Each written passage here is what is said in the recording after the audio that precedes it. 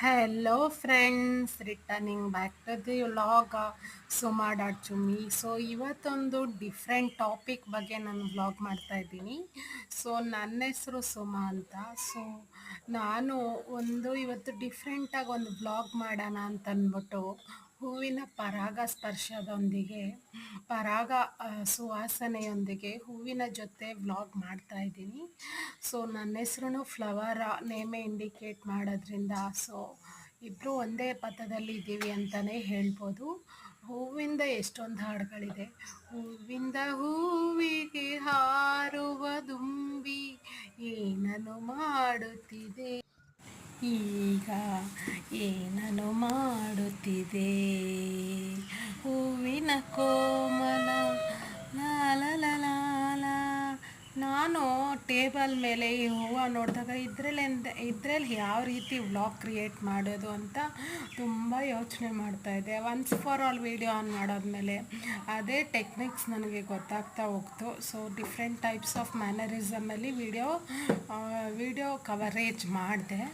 So ನೋಡಿ, ಹೂ ಅನ್ನೋದು ಒಂದು ಶುಭ ಸಂಕೇತ.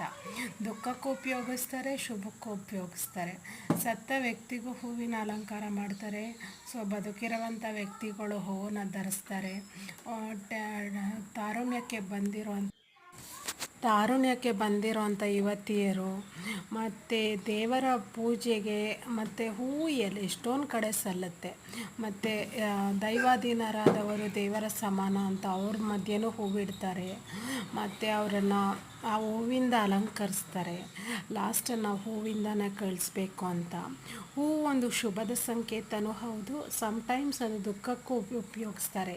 ಹೂವು ಎಲ್ಲ ಕಡೆನೂ ಸಲ್ಲುತ್ತೆ. ಹೂವು ಮತ್ತು ಹೂವಲ್ಲಿ ನಾನಿವಾಗ ತೋರಿಸ್ತಾ ಇರೋದು ಬಂದು ಎಲ್ಲ ವಿಧದ ಹೂವು. ಮಲ್ಲಿಗೆ ಹೂವು, ಗಣಗ ಹೂವು. ಅಂದರೆ ಹೂವು ದೇವರಿಗೆ ಕಣ್ಣಿಗೆ ಸಲ್ಲಬೇಕಂದ್ರೆ ಅದರಲ್ಲಿ ದಳಗಳಿರಬೇಕು ಅಂತ ಹೇಳ್ತಾರೆ. ದಳಗಳಿಲ್ದಿರೋ ಹೂವನ್ನು ನಾವು ಮುಡ್ಕೋಬಾರ್ದಂತೆ. ಯಾಕಂದರೆ ದಳಗಳಿಲ್ಲದೆ ಇದ್ದಾಗ ಜೀವನದಲ್ಲೂ ಇಲ್ಲದೆ ಇರೋ ಥರ ಬರಡಾಗ್ಬಿಡುತ್ತಂತೆ ಲೈಫು. ಸೊ ಅದಕ್ಕೆ ಹೂವಲ್ಲಿ ದಳ ಇರೋವಂಥ ಒಳಗಡೆ ಒಂದು ಪೆಟ್ಟಲಿರುತ್ತೆ ಮಿಡಲಲ್ಲಿ. ಸೊ ಆ ಥರ ಹೂವನ್ನು ನಾವು ಮುಡ್ಕೋಬೇಕು ಅಂತ ಹೇಳ್ತಾರೆ.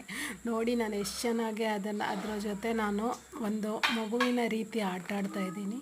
ಸೊ ನೋಡಿ, ಎಷ್ಟು ಟೆಕ್ನಿಕ್ಸ್ ಉಪಯೋಗಿಸ್ಬೋದು ಹೂವನ್ನು ವಿಡಿಯೋ ಕ್ಯಾಪ್ಚರ್ ಮಾಡೋಕ್ಕೆ. ಸೊ ಇವತ್ತಿನ ವಿಡಿಯೋ ನಿಮ್ಗೆ ಇಷ್ಟ ಆಗಿದ್ದರೆ ಪ್ಲೀಸ್ ಲೈಕ್, ಶೇರ್, ಕಮೆಂಟ್ ಮಾಡಿ. ಧನ್ಯವಾದಗಳು.